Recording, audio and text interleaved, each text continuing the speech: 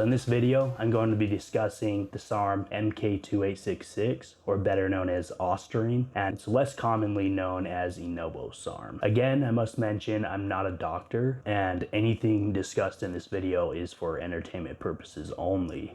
Ostarine, mk2866.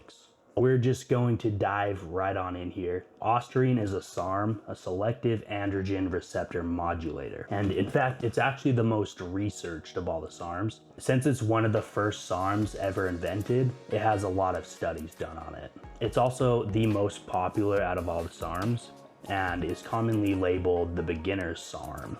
And that's for reasons I'll get into in a minute. But first, let's discuss what are the benefits of Ostarine. Well, there's the typical benefits that are associated with all SARMs, such as muscle growth, bone growth, tendon, ligament, and joint recovery. But probably one of the most pronounced effects of Ostarine is its muscle sparing benefits. It puts your body in a nitrogen retention state, allowing you to hold on to more muscle, particularly on a cut. And similar to some steroids like Proviron or Masteron, Ostarine lowers SHBG, sex hormone binding globulin. That's a protein that binds to free testosterone, basically rendering it useless. In other words, SHBG is your body's natural regulating system, which moderates how much testosterone is free to be used in your body at one given time. So blocking this will indirectly lead to higher free test levels, leading to a more immediate vascularity and potential muscle growth and function. Though it must be noted, Ostarine does this to a much milder degree compared to Masteron and Proviron, but the increased vascularity is definitely noticeable with it. So moving on, mk2866 doesn't convert to estrogen, so you don't have to worry so much about estrogenic side effects, nor does it stimulate prolactin, so that's great too. Ostarine is also more mild than most other SARMs, and what comes with that is much less suppression of the HPTA, or in other words, your natural testosterone production. This makes Ostarine very useful for specific situations we'll discuss in a minute. But one of the other added bonus benefits of Ostarine is, unlike a lot of other PED compounds, mk2866, it's a quite euphoric compound, meaning it gives you a general sense of well-being, almost like being high on life type of feeling. You know, a lot of steroids make you feel pretty shitty. This one doesn't do that. Now, as with almost everything in life, along with benefits, there's also going to come some side effects, of course. Some of those being mild HPTA suppression, meaning after a certain dosage and amount of time running Ostarine, your natural testosterone is going to be somewhat lower than it was before. So because of this, it's highly recommended to run an exogenous testosterone along with it if you're going to be running it longer than a month. mk2866 requires a post-cycle therapy just like any other SARM and almost all the anabolic steroids. So Ostarine has been shown to cause acne in some people, but it tends to be pretty mild cases of it. One last side effect that a lot of people are actually unaware of, I've found, is Ostarine in some cases can cause gynecomastia. That's the bitch tits, swelling of the nipple area. Very horrid side effect to get. It's definitely not fun if you've ever experienced. And I know it sounds odd since it doesn't convert to estrogen, right? So it's like, why would that be causing gyno?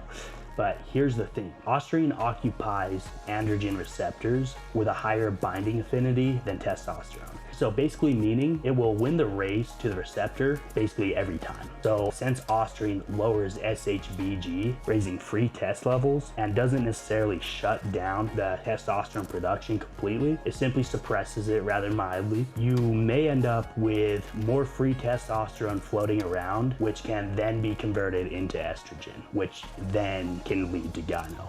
So it can indirectly cause gyno. So that's something that people need to be aware of. I've read on forums, I've heard people try and say that Ostarine can't cause gyno because it doesn't convert, but that's simply not the case. It does in some people. So keep an AI on hand just in case. Sometimes a mild aromatase inhibitor or a SERM like Novadex could be necessary.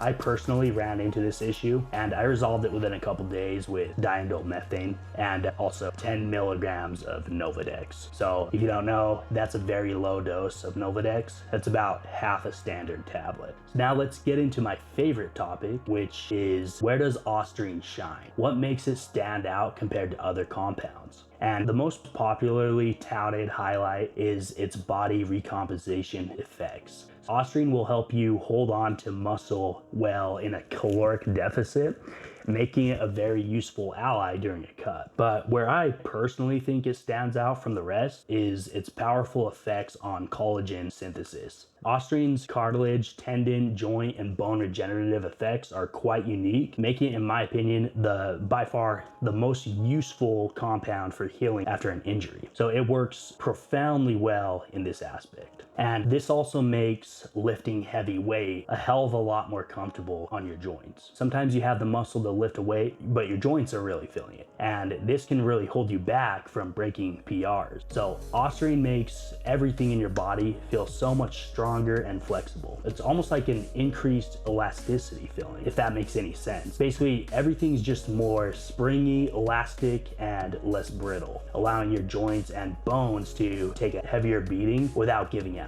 This is why I personally love Ostarine. I'm a naturally skinnier guy, so my bones and joints have always been quite small and brittle. That's always been a huge setback for me in terms of making strength gains. So even when I built up more muscle, I still frequently injured my wrists trying to break my PRs. Yes, wrapping them helped, but Ostarine took me to a whole nother level. In terms of comfort while lifting, there's nothing like it. So in my case, this is just as, if not more important than muscle for strength gains, because if you've got the muscle but you don't have the joints or the skeletal strength for it, you're gonna run into some issues and injure yourself, and you'll end up out of the gym. You're gonna end up losing months, getting weaker. Ostarine is probably my second, if not first place when it comes to my favorite SARMs. Again, it's a quite mild SARM. It's not that intense. You're not gonna get massive on it, but I like it. So on top of that, I'd say it's probably the most pleasurable SARM in terms of the well-being it gives you. So I get this strange effect from it that I haven't heard anyone talk about. So, but after a couple weeks, around 25 milligrams to 30 milligrams of Ostarine, I start getting an extremely pleasant feeling of stimulation in my feet muscles and the inner cartilage of my ears. It's really weird. I've never experienced this from anything else, but it's something that's unique to Ostarine. I don't know what it is, but it's very weird yet welcomed side effect. So Ostarine certainly has some unique characteristics, and it doesn't hurt that it's a milder, therefore less of a health risk than your other compounds. So what scenario is mk2866 best utilized in? So a lot of people use Ostarine for assisting with their PCTs, post-cycle therapies, after a cycle. So one of the most useful parts of Ostarine is that, unlike other compounds, Ostarine doesn't cause testosterone suppression until after a full month of using it. So this means you can use it for a month without affecting your production of testosterone at all. People will use it to help them retain muscle after a cycle so they can hold on to the muscle during and after PCT. It's very useful for that. Obviously, you're not going to be wanting to run something hardcore, because that's going to be, what's the point of your PCT? You know, that wouldn't make sense. So other people just go ahead and stay on, so to speak, and they use Ostarine between steroid cycles since the test suppression is so mild. I wouldn't necessarily recommend doing this though, unless you're also on TRT. You want to take some time off of all compounds to get your natural testosterone levels back to square one, especially if longevity is important to you. But who am I kidding? People don't give a fuck about that these days. You're gonna do what you're gonna do. But if you're one of the individuals who do think about life down the road a bit, maybe about having kids in the future, things like that, wanting to come off of steroids at some point in your life. Now, obviously, not everyone's wanting to stay on their whole life. You definitely want to be thinking about this stuff. You want to take some time off of these compounds to have your natural test production come back to normal. So I would certainly think twice before staying on Ostarine as a bridge between cycles. But a lot of people these days are blasting racing and cruising. So, you know, if you're doing that, then yeah, Ostarine's great as a bridge. Now, lastly, the most common type of individual who is most likely going to use Ostarine, and I would say that's the beginner. The most common individual that's using Ostarine is the beginner steroid user. Someone who has never really used SARMs or anabolic steroids before, yet they want to kind of see what they're all about. Someone who's just looking to dip their toes in the water, so to speak. So Ostarine is probably the most practical compound for this specific type of individual, and this is what makes Ostarine hands down the most popular SARM, mainly because there are a lot of people who fall into this category as of right now. And if you're one of these people, don't do SARMs or steroids, of course.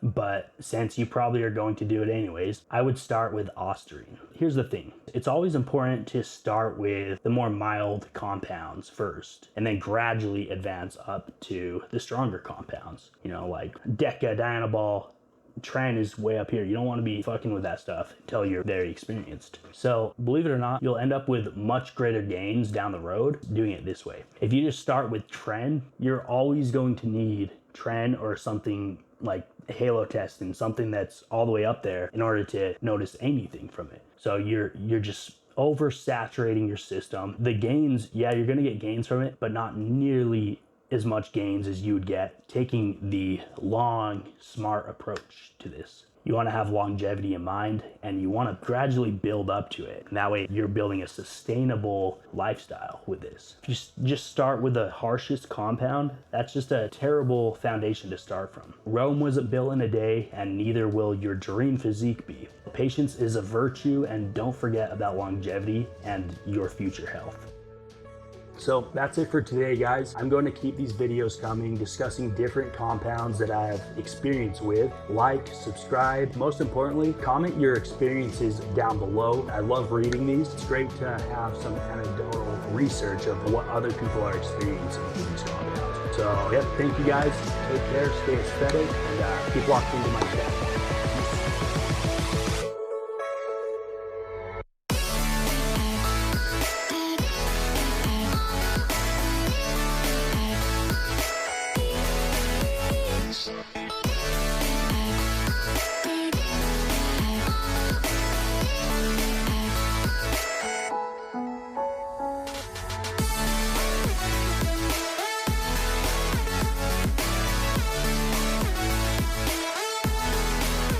Peace.